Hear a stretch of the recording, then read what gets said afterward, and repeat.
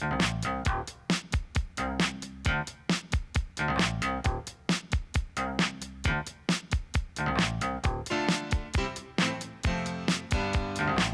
I'm Marcia Cavanaugh. Thanks so much for joining us.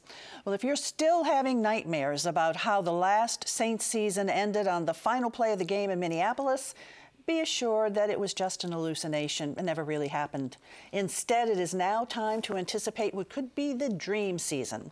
We'll look at what to expect from the Saints and with the Babycakes, who will soon be toast locally. In politics, the New Orleans mayor and the council are maneuvering for power, and David Vitter has been looking for business contacts in foreign places. Our Future Watch segment looks at the Deutsches Haus return to the city and what happens when there are hurricane alerts but no storm. In the huddle for us are tonight's Informed Sources. Errol Laborde, producer of Informed Sources, Stephanie Grace, political columnist, The New Orleans Advocate, Don Ostrom, Channel 12's Future Watch reporter, and Jeff Duncan, sports columnist, NOLA.com, The Times-Picayune. And we go over to Jeff because this is the beginning of the season, the dream season, as Errol wrote. Super Bowl bound, are we? I don't know if Super Bowl bound, but certainly I think you've got reason to believe this team can make it there. I mean, they're one of, I think, several teams in the league that I think has a realistic shot at going deep in the playoffs. And you just never know. I mean, the NFL is so competitive. The margin between teams is so, minuscule that it comes down to a lot of breaks, a lot of injuries, things like that that dictate whether a team makes a deep run or not. The Saints are extremely talented, though. Of all the teams I've covered, it's going on 20 years now. This is one of the most talented. I mean, they had 7 Pro Bowlers on the team a year ago. That's one of the highest numbers they've ever had. All those players are back. 21 of the 22 starters are back from last year. Too, yes, on that list. Exactly. The coaching staff remained largely intact. And you still got the battery of Sean Payton and Drew Brees, which has formed arguably the greatest offensive dynasty in the history of the NFL. And so I think as long as you have those two in place, you've got reason to believe that you can have a successful season, and the improved defense, I think, kind of combines with that. You know, the end of that last season was just so horrible. It was such a heartbreak. Yeah. And the thing that really, I think, pulled people through was the fact that, well, it looks really strong, and next year is really going to be it. Really, really going to be the good one, the big one. Is that maybe dreaming a little bit too hard, do you think? Or? No, I don't think so. I mean, there's reason to be optimistic. I mean, that draft class from a year ago brought in Alvin Kamara, Marshawn Lattimore, both were offensive and defensive rookies of the year. Both of them made the Pro Bowl as rookies. That's almost unprecedented. So you have this influx of really dynamic young talent to build around a great player like Drew Brees. And so I think it's rejuvenated Brees. I think it's rejuvenated Sean Payton. I think it's rejuvenated the old fan base and the whole city. And I think that's why we see so much optimism. What about locker room leadership? Are there real leaders in there? Well, that's a good question. You know, they worked on that in the offseason. They brought in Kurt Coleman, a veteran player, to play safety, to work with that position group. They brought in Demario Davis as a free agent as well, a veteran player from Mississippi.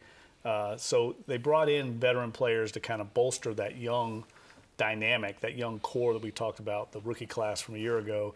And, look, the other reason I'm really bullish on this team is I think they're really good along both lines. And that has not been the case for the Saints in past years. But their offensive line is probably one of the 3 best in the NFL. The defensive line is very much improved. And the team has invested resources along those lines. They've used a lot of first, second-round draft picks. So they've got a lot of talent along the lines. And that's where you win games in January when it's snowing outside, you're on the road, or you're in bad conditions in December. You've got to be able to win in the trenches. Football's still won that way, and the Saints are very, very talented along both lines. We're also off to a good start with the Saints hadn't even played it down yet with Atlanta losing Thursday night, their biggest rival. But to get there, they're going to have to go through the division, have to play every team twice. How's the division look? Well, the division's, I think, widely regarded as the best in the NFL, the most competitive in the NFL. And I think Atlanta's the main competition as usual. That's the main rival. They're going to find out very quickly. They play Atlanta in week 3. So that'll be a huge showdown early on. If the Saints could somehow sneak out of town, get a win on the road, you've got to like their chances because their schedule is really set up well.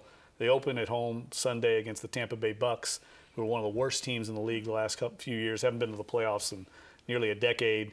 and then you get the Cleveland Browns, who didn't win a game a year ago. Both of them in the Superdome, in one of the most hostile environments in the league. You got to think they're going to be 2-0. If they're not, heaven help us in New Orleans. Atlanta already has a loss. Yeah, so I mean, Atlanta, of course, going on the road playing the Super Bowl champions like Atlanta did, that's a tough assignment for anybody. It's always going to be an emotional game, but it does help, yes, that Atlanta's 0-1. And Drew Brees feeling strong? Oh, yeah, very much so. He said the other day he feels like he's 25 years old, and I think that's that youth influx that's kept him that way. He's 39. He'll turn 40 in January. So, and he wants to keep playing. I don't think he's slowing down anytime soon. I think it's a race between him and Tom Brady to see who's going to stay in the longest. Yeah, I do think there's a little bit of competitiveness there for those two. They're friends off the field, and they're both, look, with the advances we have now in nutrition, conditioning, and fitness, all the things that go into it, and those guys are maniacal in their training in the off season. They can play into their 40s. I think looking at historic benchmarks where quarterbacks dropped off in their 40s, I think is really irrelevant now with the way people take care of themselves, including a guy like Drew Brees. Backup quarterback now is? Teddy Bridgewater, I think, gives this team a realistic shot to win games if Drew Brees, I should knock on wood, right? Knock on wood. If he were to go down, he's right? missed one game in 12 years, talking about Drew Brees, because of injury.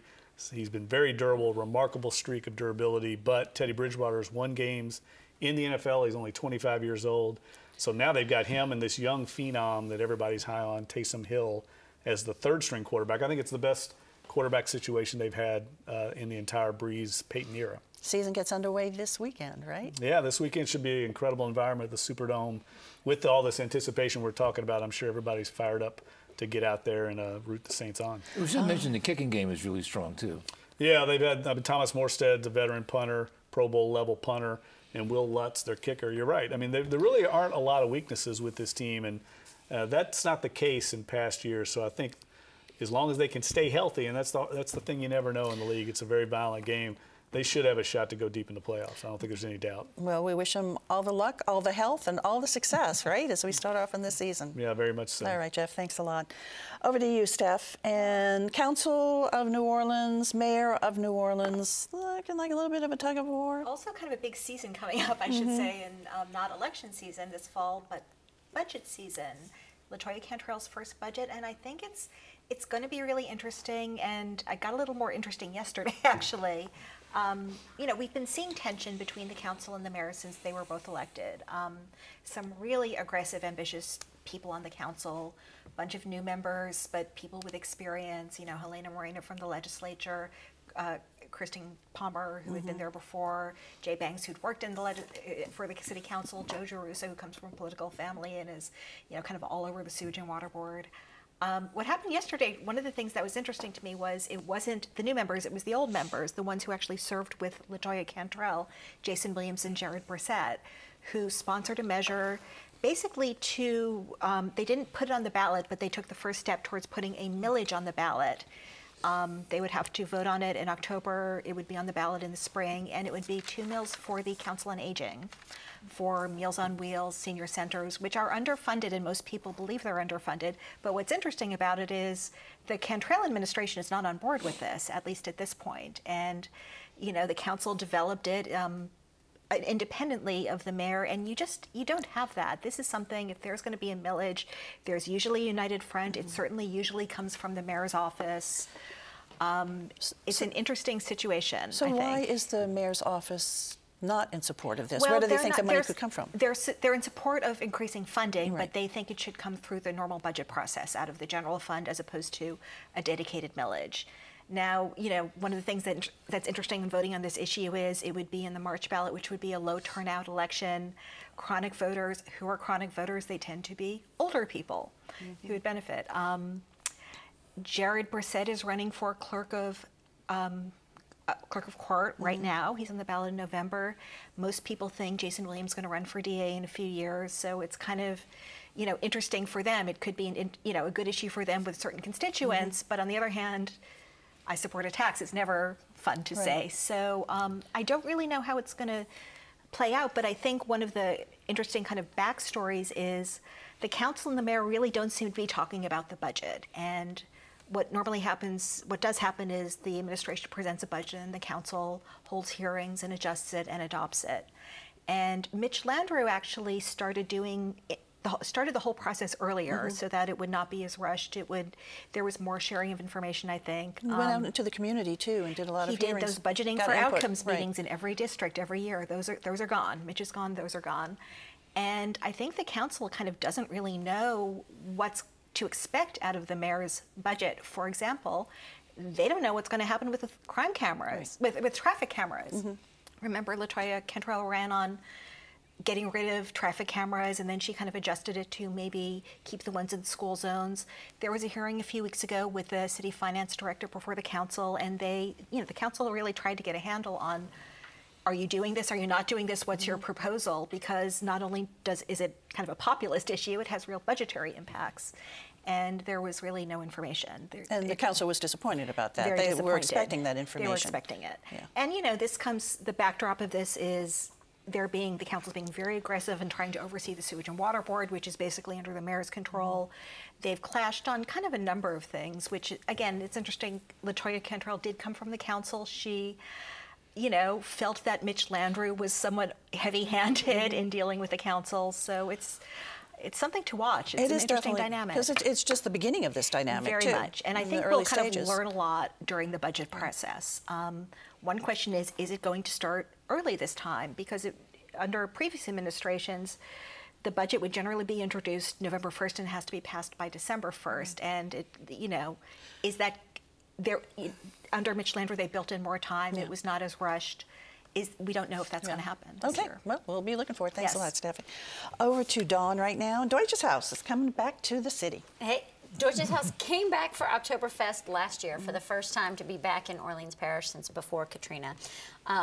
Last year's Oktoberfest was 17,000 plus people in fewer days than normal because there was a hurricane in October last year. Every year in Kenner, where they used to have it, it was about 12,000 people last year, up to 17,000. This year, they're expecting even more as the anticipation grows for their great hall to open on the banks of Bayou St. John on Moss Street. It will be finished in October, but not open yet. They'll be waiting on certificate of occupancy permits and things like that from the city. And then they're building a large beer garden. This is all a $4 million project on the banks of on Moss Street. On Bayou St. John. On Bayou St. John, thank you. Deutsches Haus, though, it has a huge year this year. The organization was founded November 18th, 1928. So it's the 90th anniversary. They are hoping the whole facility on Moss Street will have their grand opening celebration on November 18th as they celebrate their 90th anniversary. They're in the middle of trying to raise $90,000 in 90 days, part of an anniversary celebration to provide debt service for building their new facilities. The organization was founded really as a service organization to help German immigrants get settled as they moved into New Orleans, help them connect with families and food. They had choirs and athletic leagues, and they are seeing a real resurgence of people connecting with their German roots. They believe that in the last couple of generations, they've had people who are embarrassed to admit they might be German after the World Wars. And they're seeing a huge resurgence. They had 500 to 600 members last year. They're now up to over 800 members. So it is really, truly growing. They've got all sorts of different events planned for Oktoberfest this year. Just like last year, it will be outside under tents. At their site on Bayou St. John. So back in Orleans Parish and staying in Orleans Parish. But they weren't able to have the Dachshund Dash last year. They're going to have the Dachshund Dash this year. This is dogs in costume. Rescue dogs in costume running. That's the Schnauzer strut, actually, not the Dachshund Dash. Two separate dog costumes, too. More music. The New Orleans Track Club does a 2-mile race on one of the Saturdays of it. It all starts October 5th weekend and goes for 3 weekends. And people are joining up so that they can have the benefits of Deutsches Haus, which aren't just drinking beer in the beer garden and going to Oktoberfest. They also do a series of Kulturabend, which are cultural evenings events where they have Beethoven and brats. You have music and German food. You learn the history of Germans in Louisiana and the German churches in New Orleans. So And that location is just so beautiful there. Right, on yeah, Bayou Center. right It's just a across great- from City Park. Yeah, it's really, and so when do they anticipate being completely finished? Would be sometime next year? Sometime this year. Oh, this year. And, They want to have the whole thing done. with a beer garden on site. I'm told in the 1800s there were beer gardens all over the city of New Orleans. So it will return a little bit to our roots. The beer garden will be open to the public, and it should be open every day of the week. Shorter hours on Sundays, but till midnight on weekends. And You know, the reason that Deutsches Haus moved, though, was because of the hospital construction. Right. That became part of the plan for the hospital. I understand they got some money from the hospital, if they would have, and so I hope that helped finance the part of it. But it was doing a great thing in that neighborhood on Galvez Street, in that old building, which looked like an old brewery itself, but actually was an old telephone company business building. But it was bringing a crowd into a neighborhood where you usually don't have crowds. And if it does the same thing for Bayou St. John, because to me, Bayou St. John has always been a resource that's not fully utilized. And if there's a way that they can incorporate life on the bayou with that'd really be a good thing. well, the beer garden sits out under oak trees overlooking the bayou, so it certainly should increase life on the location bayou. for it. So Oktoberfest starting October 5th. October Friday 5th. and Saturday for 3 weekends straight. Alrighty, and it was fun in Kenner too. It was And fun to in go Kenner. there. It was a good look. It was a good spot in Jefferson Parish, but nice to have it But back in Bayou to St. its Charles. historical roots. Yeah. Right. Okay. Babycakes. Babycakes say they're leaving. Yes, that was somewhat surprising, I think. They notified the Louisiana Stadium and Exposition District, the LACD as it's known. That's who you have to lease Zephyr Field from. They notified the officials there this week that they will be moving to Wichita, Kansas. There's a huge new complex that's being built in Wichita, in downtown Wichita, that's going to host this team. And so now we are left with the prospect of not having minor league baseball here. They're going to move after the 2021 season. So there's some time for city officials, local officials to plan. I know that there's some local ownership groups that have had interest in buying another team, maybe purchasing a double-A team, a level below the AAA, which is what the Zephyrs and Babycakes were, and potentially putting them back out at Zephyr Field. But nothing, of course, has happened this soon. So we'll see what happens. Look, the team, it's a tough ticket. Minor league baseball, I think, works in smaller markets to some degree, but we're tapped out here to some degree with discretionary spending. I mean, we've got 2 professional teams here in the Saints and Pelicans, and I think somewhat the Zephyrs, Babycakes. I keep calling both names, by the way, on purpose. But I think that has been a tough ticket for people. They've had a very small, ardent support group out there, fan base, but it just hasn't been enough, I think, to support a AAA team, and I think they want to take advantage of that new stadium out in Wichita. Oh, well, and Babycakes, does the name go? Well, that's unknown. I assume it will. Now, the reason they rebranded that team a couple of years ago is to try and generate more interest. So they were struggling to sell tickets for a while, and I think that's been a constant fight for them here in New Orleans with so much going on in this city. And Don, you mentioned earlier about how hot it It is is. so hot at those games that they're just sometimes not pleasant to go to, even if you might want to go watch baseball. But if the people in Wichita are embarrassed about the name Babycakes, they have a team already in a lesser league called the Independent League, and their team now is called the Wing Nuts. Okay, and so to go to the Babycakes as a name is actually it's a step up. To me, what's inherent the problem? I'm talking about a guy who loves baseball, though. But the inherent problem with minor league baseball is that there's really no pennant race. Like you're playing for somebody else's team. I mean, you're a farm club for major league teams, and so if somebody's doing really well, then all of a sudden they're out of there. Or if the team's doing really well, they're out of there. And so you got to develop this mindset where you go in there just for the individual game, and it has to be marketed that way. But maybe if it goes down to the Southern League, which is the original roots of New Orleans baseball, all of a sudden you're playing Biloxi and Pensacola, and maybe you get some local rivalries. That might be better. That might be better than playing Tacoma and Sacramento. Well, I think one of the other benefits to that is more and more the major league teams are putting their best prospects at the AA level, not the AAA level, where the Babycakes were.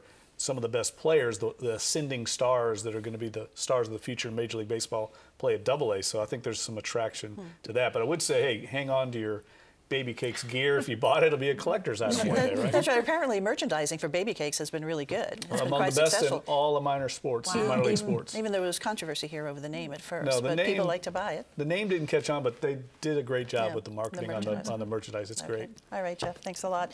Stephanie, over to you. Our former senator and one-time Yes. gubernatorial candidate, David Vitter, is now a lobbyist. He is, and again, this is not unusual. Many people who leave Congress become lobbyists. One thing I thought was a little unusual when David Vitter became a lobbyist is, you know, it's a lot of glad handing, it's a lot of going to visit your old friends. He was not someone who ever really mixed with other politicians very well, even though he was very powerful back in the legislature and also in Washington.